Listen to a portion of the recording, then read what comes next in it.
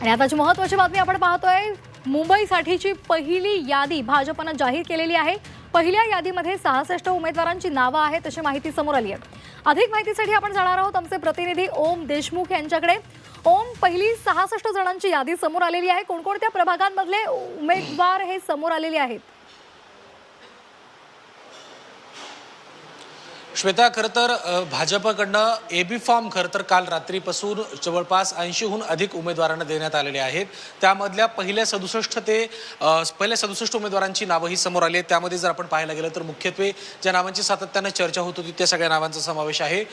शिवसेना उद्धव ठाकरे गटातून भाजपमध्ये प्रवेश केलेल्या तेजस्वी घोसाळकर यांना भाजपनं प्रभाग क्रमांक 2 मधून तिकीट दिलेलं आहे. त्यासोबतच भाजपचे मुंबईचे महामंत्री गणेश खनकर हे महत्त्वाचे पदाधिकारी मानले जातात, त्यांना देखील तिकीट देण्यात आले.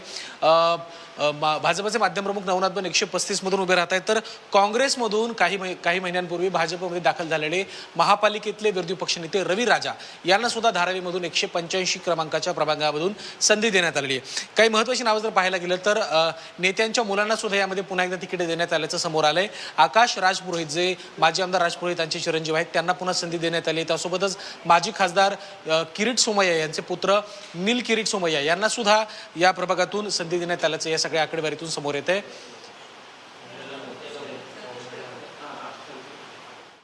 कोण कटला? अगदी, त्यामुळे अनेक महत्त्वाची नावं यामध्ये आहेत. कोणकोणत्या प्रभागांमधून ऍक्च्युली ह्या सगळ्या नावांची सध्या समोर आलेली आहेत?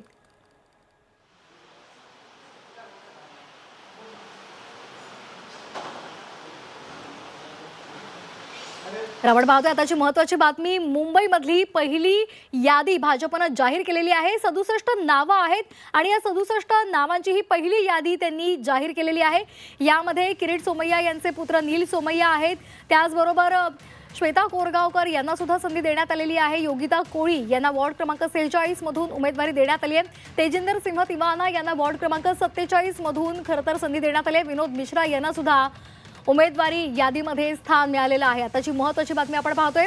नवनाथ बन त्याचबरोबर तेजस्वी घोसाळकर यांची सुद्धा नावं या उमेदवार यादीमध्ये आहेत. त्यामुळे मुंबईची ही पहिली यादी भाजपनं जाहीर केलेली आहे. 67 जणांची यामध्ये नावं आहेत.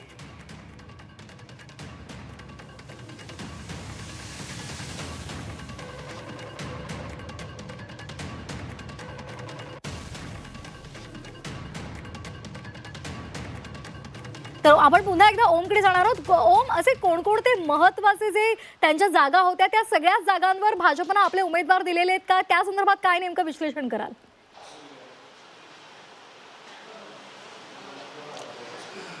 अगदी बरोबर आहे श्वेता. जसं ज्यापूर्वी मी सांगितलं की तेजस्वी घोसाळकर असतील किंवा काँग्रेसमधून भाजपमध्ये काही महिन्यांपूर्वी डेरदाखल झालेले रवी राजा, जे महापालिकेमध्ये काँग्रेसचे महत्त्वाचे नेते आणि विरोधी पक्षनेते सुद्धा होते, त्यांना सुद्धा भाजपकडनं या वेळेला 185 क्रमांकाच्या प्रभागातून संधी देण्यात आली आहे. त्यासोबतच जर आपण पाहायला गेलं तर नेत्यांच्या नातेवाईकांना तिकीट देणार नाही असं म्हणणाऱ्या भाजपकडनं पुन्हा एकदा मोठ्या नेत्यांच्या परिवारामध्ये तिकीट देण्यात आलेली आहेत.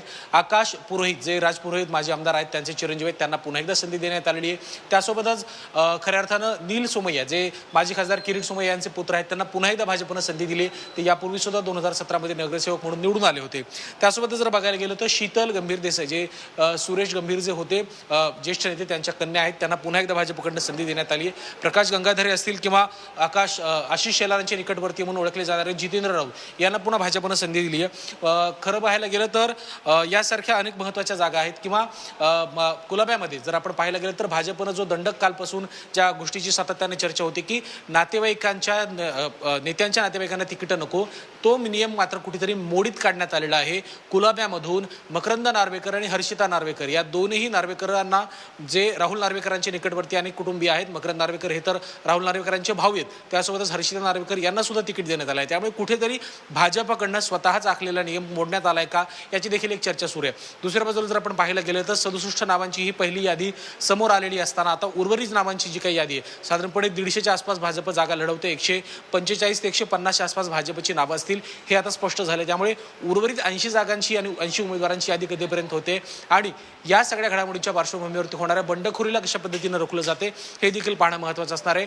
स्थानिक पातळीवरती उमेदवारांची, नाराजांची आणि बंडखोरांची नाराजी थोपवण्याचं काम हे तिथल्या स्थानिक उमेदवाराला आणि स्थानिक आमदाराला देण्यात आलेलं आहे. त्यामुळे या सगळ्या घडामोडींवरती नेमकं कशा पद्धतीने आता हालचाली होत आहेत आणि नाराजांची नाराजी थोपवण्यात कशा प्रकारे भाजपला यश येते त्यावर निवडणुकीतली बरीचशी समीकरणं अवलंबून असणार आहेत. मात्र सद्यस्थितीत तरी भाजपकडनं 67 नावांची पहिली यादी ही समोर आली आहे आणि त्यावरती आता शिक्कामोर्तब झाले आणि या उमेदवारांना काल रात्री एबी फॉर्म सुद्धा देण्यात आले. श्वेता. ओम, एक महत्त्वाचा मुद्दा म्हणजे अंधेरी आणि गोरेगाव या ठिकाणी जास्तीत जास्त उत्तर भारतीय आहेत आणि घाटकोपरचा जर विचार केला तर तिथे जास्तीत जास्त गुजराती आहेत आणि या सगळ्यांना डोळ्यासमोर ठेवून त्या ठिकाणी योग्य ती उमेदवारी भाजपनं दिलेली आहे. त्यामुळे तिथे खरं तर भाजपला यश मिळण्याचे चान्सेस हे जरा जास्त आहेत. श्वेता, अगदी बरोबर आहे. कारण आपण पाहिलं असेल की गेल्या काही वर्षांमध्ये मुख्यत्वे मागील 2014 पासून जर आपण पाहायला गेलं तर अमराठी आणि उत्तर भारतीय आणि बिहारी जो एक प्रबळ पट्टा मुंबईमध्ये उपनगराच्या स्वरूपात मानला जातो त्या उपनगरातून भाजपनं भरघोस मतदान मिळवलेलं आहे. महापालिकेची निवडणूक असोत किंवा तिन्ही विधानसभेच्या निवडणुका असोत तिथून उपनगरातून भाजपनं अधिक स्वरूपात आपल्याला चांगली कामगिरी केल्याचं पाहायला मिळालं होतं. त्यामुळे या उपनगरावर पुन्हा एकदा फोकस करून जे महत्त्वाचे चेहरे आहेत त्यांच्यावर पुन्हा एकदा संधी देण्याचं काम भाजपकडनं करण्यात आलंय. प्रकाश गंगाधरे हे त्यातलंच एक नाव आहे. त्यासोबतच गणेश खनकर सुद्धा असतील, त्यांना सुद्धा पक्षाने संधी दिली. त्यामुळे बोरिवली, मागाटणे, दहिसर, गोरेगाव, अंधेरी पश्चिम किंवा हा जो काही लगतचा पत्ता आहे किंवा घाटकोपर असेल या भागांमध्ये भाजपकडनं त्या लोकांना पुन्हा एकदा संधी देण्यात आली आहे. घाटकोपरमधून आणखीन एक मोठा प्रवेश आज भाजपमध्ये होणार आहे असं देखील कळतंय आणि या प्रवेशानंतर काही 3 ते 4 मतदारसंघातील 3 ते 4 वॉर्डातली गणितं सुद्धा बदलतील असा कयास सुद्धा मानला जातोय. त्यामुळे या सगळ्या उपनगरावरती पुन्हा एकदा भाजपकडनं फोकस करण्यात आलाय आणि उपनगरातून अधिकाधिक नगरसेवक निवडून आणण्याचं खरं तर चॅलेंज भाजपकडनं सेट करण्यात आलंय. कारण मुंबई शहरामध्ये जागा वाटपाच्या स्वरूपात जर आपण पाहायला गेलं तर कुठेतरी समसमान जागा आहेत किंवा शिंदे गटाला अधिक जागा या निमित्तानं मिळतात आपल्याला पाहायला मिळतात. त्यामुळे मी आपल्याला थोडंसं थांबवते. आपण अधिक माहितीसाठी आपल्यासोबत जोडले गेलेले आहेत ज्येष्ठ पत्रकार रविकिरण देशमुख. रविकिरणजी, स्वागत आहे आपलं झी 24 तासवर. मुंबईमध्ये पहिली यादी जाहीर केलेली आहे भाजपनं 67 जणांची. कसं पाहायचं, कारण कुठले कुठले असे महत्त्वाचे प्रभाग आहेत जिथे भाजपला त्यामध्ये यश मिळण्याचे चान्सेस आहेत. तसंच जर यादी पाहिली तर त्यामध्ये शिवसेनेचे सुद्धा जिथे स्ट्रॉंग होल्ड आहेत त्या ठिकाणी सुद्धा उमेदवार त्यांनी दिलेले आहेत. कसं पाहायचं, कसं विश्लेषण कराल? याचा सर्वात पहिला मुद्दा असा आहे की भारतीय जनता पार्टीने कंबर कसलेली आहे की कुठल्याही परिस्थितीत आम्हाला अधिकाधिक जागा मिळवायच्या आणि मुंबईचा महापौर हा भाजपचा असला पाहिजे असं त्यांनी बहुतेक धोरण म्हणजे याच्या आधी ते बोललेलेच आहे. त्याला अनुसरून त्यांनी जो निवडून येऊ शकतो, मग तो कुठल्या बड्या नेत्याचा नातेवाईक असो किंवा काँग्रेसमधून आलेला असो किंवा त्याची पार्श्वभूमी शिवसेनेची असो, त्या सगळ्या गोष्टी त्यांनी बाजूला ठेवून फक्त आणि फक्त निवडून येऊ शकणारे, लोकांमध्ये अपील होणारे उमेदवार देण्याचा प्रयत्न केलेला दिसतो. आणि अगदी म्हणजे आश्चर्य म्हणजे की काही दिवसांपूर्वी त्यांच्याकडनं अशी बातमी आली होती की बड्या नेत्यांच्या नातेवाईकांना आम्ही उमेदवारी देणार नाही, परंतु त्यांनी याच्यात एक अपवाद असा केला की नवीन नातेवाईक म्हणजे एखादा नातेवाईक नव्याने निवडणूक लढू इच्छित असेल, नव्याने म्हणण्यापेक्षा पहिल्यांदा, तर त्याला विचार केला जाणार नाही. परंतु याच्या आधी जो नातेवाईक उमेदवार होता आणि जो नगरसेवक होता त्यांना मात्र अपवाद केला त्यांनी. म्हणजे उदाहरणार्थ जसं आता राहुल नार्वेकर आहेत, महाराष्ट्र विधानसभेचे अध्यक्ष, त्यांचे नातेवाईक आहेत, किरीट सोमाय यांचा मुलगा आहे, असे काही त्यांनी केलेत. म्हणजे भारतीय जनता पार्टीने हा विचार केलाय की काहीही करून आपला उमेदवार निवडून आला पाहिजे. म्हणजे त्यांनी काँग्रेसमधून आलेले रवी राजा यांना उमेदवारी दिली आहे. विशेष म्हणजे शिवसेनेतून आलेले प्रभाकर शिंदे यांना उमेदवारी दिली आहे. त्याचबरोबर त्यांनी जुन्या नव्यांचा एक मेळ घालण्याचा प्रयत्न केला, ज्याच्यामध्ये उज्ज्वला मोडक जुने आहेत, प्रकाश गंगाधरे त्यांचे खूप जुने आहेत, काही जुने चेहरे, काही नवीन चेहरे, असं करून त्यांनी एक कुठल्याही परिस्थितीमध्ये मुंबईमध्ये मराठी विरुद्ध इतर असा जो एक निवडणुकीमध्ये वाद निर्माण होण्याची शक्यता आहे त्याला अनुसरून या यादीवर आपण जर नजर टाकली तर यात मराठी चेहरे बरेचसे दिसतात आणि काहीही करून ही निवडणूक जिंकायची. आणि शेवटी एकच मुद्दा महत्वाचा मी सांगतो आपल्या सर्वांसाठी की ज्या अर्थी भारतीय जनता पार्टीचे राष्ट्रीय महासचिव BL संतोष किंवा इतर केंद्रीय नेते येऊन मुंबई महानगरपालिकेच्या निवडणुकीचा आढावा घेतात, त्यावरून एक लक्षात घेतलं पाहिजे की भाजपाने कुठल्या पातळीवर जाऊन ही निवडणूक जिंकण्याचा विचार केलाय. त्यामुळे इतर पक्षांपुढे मोठं आव्हान आहे. पण रविकिरण सर, आता जी काही पक्षामध्ये आवक झाली, इतर पक्षातून जे सगळे आले, जे तुम्ही आता यादीमध्ये महत्वाची नावं सांगितली, थोडक्यात मतविभाजन, ठाकरे बंधूंचं मतविभाजनासाठी या यादीचा फायदा होईल असं वाटतंय? विभाजन करण्याचा फायदा म्हणजे ती तर कुठलाही राजकीय पक्ष ती तयारी करणारच. त्यांनी त्याचाही विचार केलेला आहे की यादीमध्ये मराठी चेहरे दिसतील प्रामुख्याने. मग ते मराठी चेहरे शिवसेनेतून आले तरी चालतील. तेजस्वी घोसाळकर अगदी आता भाजपात आल्या, जी त्या शिवसेनेतच होत्या उद्धव बाळासाहेब ठाकरे यांच्या पक्षात. जी. तर त्यांनी दिलीच ना उमेदवारी. त्याचबरोबर त्यांनी पक्षाचे जुने काही कार्यकर्ते आहेत ज्यांनी खूप वर्ष काम केलेलं आहे, जसे गणेश खनकर आहेत, त्यांना त्यांनी उमेदवारी दिली आहे. असं त्यांनी नव्या जुन्यांचा संगम तर केलाच आहे. शिवाय मराठी चेहऱ्यांकडे अधिक लक्ष दिलेलं आहे की ज्या योगे उद्या मनसे आणि शिवसेना एकत्र येऊन मराठी विरुद्ध इतर असा जो काही एक प्रचार करतील त्यालाही उत्तर देण्याची तयारी बहुधा भाजपाने केलेली आहे. आता नवनाथ बन अलीकडेच पक्षात आले, जी. पूर्वाश्रमीचे पत्रकार आहेत, होय. ते प्रवक्ते आहेत, त्यांनाही त्यांनी उमेदवारी दिली. याचा अर्थ ह्या पक्षाने खूप काही विचार केलेला दिसतो की आपल्या समोर कुठली कुठली आव्हानं आहेत आणि आपल्याला काय करायचं आहे. अगदी रवी किरण सर, एकंदरीतच मग विरोधकांना ह्या लिस्टचं एक आव्हान वाटेल का? म्हणजे काय वाटते? कारण एकंदरीतच सगळ्या मराठीचा जो सूर आहे तो पाहिल्यास जे आता तुम्ही महत्वाचा मुद्दा उपस्थित केला, हे विरोधकांसमोर आज भाजपची पहिली यादी म्हणजे एक आव्हानात्मक ठरेल का? कसं आहे की विरोधी पक्षाने आपल्या कमीत कमी मुद्द्यांवर प्रचार केला पाहिजे अशी व्यूहरचना कुठलाही पक्ष करतो. भाजपाने मराठी विरुद्ध उत्तर भारतीय किंवा मराठी विरुद्ध इतर राज्यातून आलेले किंवा मराठी विरुद्ध गुजराती असा काही वाद निर्माण होऊ नये यासाठी त्यांनी बॅलन्स साधण्याचा प्रयत्न केलेला आहे. म्हणजे एक मुद्दा इथं कमी होतो, दुसरा राहील तर भाजपच्या विरोधात प्रचार करायचा असेल तर पक्षाच्या धोरणाविरुद्ध करावा लागेल. हा मुद्दा आहे. मग याच्यामध्ये मग पक्षाच्या धोरणाविरुद्ध फोकस झाला तर पक्षाचे उमेदवार म्हणून लोकांपुढे जात असताना हे चेहरे आपापल्या स्वतःच्या व्यक्तिगत क्रेडिटवर शिवाय पक्षाच्या कामगिरीवर मतं मागू शकतात. हा पहिला मुद्दा त्यांनी इथेच निकाली काढण्याचा प्रयत्न केला. पण बहुधा ही 67 उमेदवारांची यादी आहे. आणखी त्यांची मोठी यादी येईल लवकरच.